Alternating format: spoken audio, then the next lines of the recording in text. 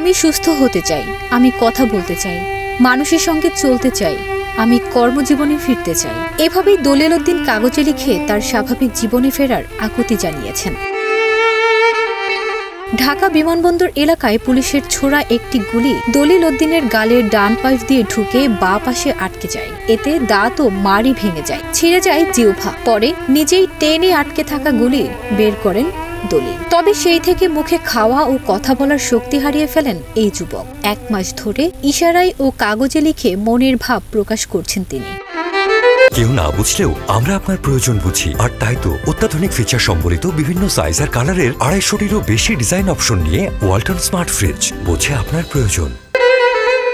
সরকারি তিতুমির কলেজ থেকে রাষ্ট্রবিজ্ঞানে স্নাতকোত্তর পাশের পর 2014 সালে উত্তরার একটি তৈরি পোশাক কারখানায় চাকরিতে যোগ দেন দলিল উদ্দিন। 2022 সালে ছোট পরিসরে গার্মেন্টস পণ্যের যৌথ ব্যবসা শুরু করেন। তার স্ত্রী সিনথিয়া আরমিন একটি বেসরকারি প্রতিষ্ঠানে চাকরি করেন। স্বামী স্ত্রী উত্তরা 6 নম্বর সেক্টরের ফায়দাবাদে 8 বছর ধরে বাসা ভাড়া নিয়ে বসবাস করছেন।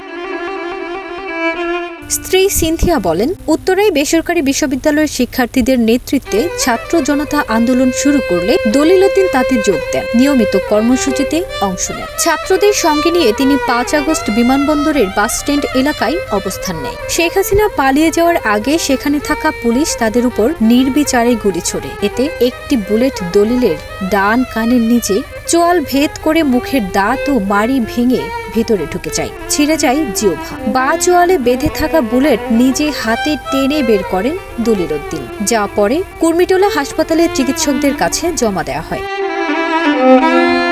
সিনথিয়া জানান, ঢাকা ডেন্টাল কলেজ ও হাসপাতালে 7 দিন চিকিৎসার পর ডান চোয়ালে সংক্রমণ ধরা পড়ে। এরপর তাকে মিরপুরে বেসরকারি একটি হাসপাতালে ভর্তি করে চিকিৎসা দেওয়া হয়। সেখানে 17 আগস্ট পর্যন্ত চিকিৎসা শেষে ছাড়পত্র নিয়ে গত 19 আগস্ট চুয়াডাঙ্গার দামুরহুদার বাড়িতে নিয়ে আসা হয়।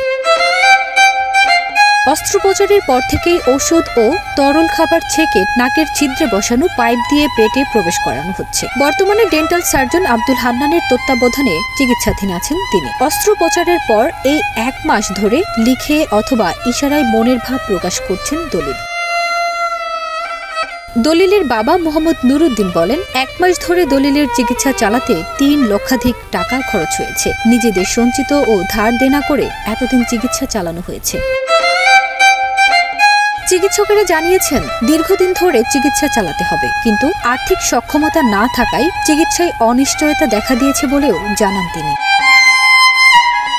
দলিল উদ্দিনের অস্ত্রোপচারকারী চিকিৎসক ঢাকা ডেন্টাল কলেজ ও হাসপাতালের সহকারী অধ্যাপক মোহাম্মদ আব্দুল হান্নান বলেন, মুখের ভেতরে বুলেট ঢুকে বড় ধরনের ফ্র্যাকচার হয়ে গেছে, যা রিপেয়ারিং করা হয়েছে। একটি সময় পর দলিল উদ্দিন কথাও বলতে পারবেন, তবে পুরোপুরি সুস্থ হতে দীর্ঘমেয়াদী চিকিৎসার প্রয়োজন।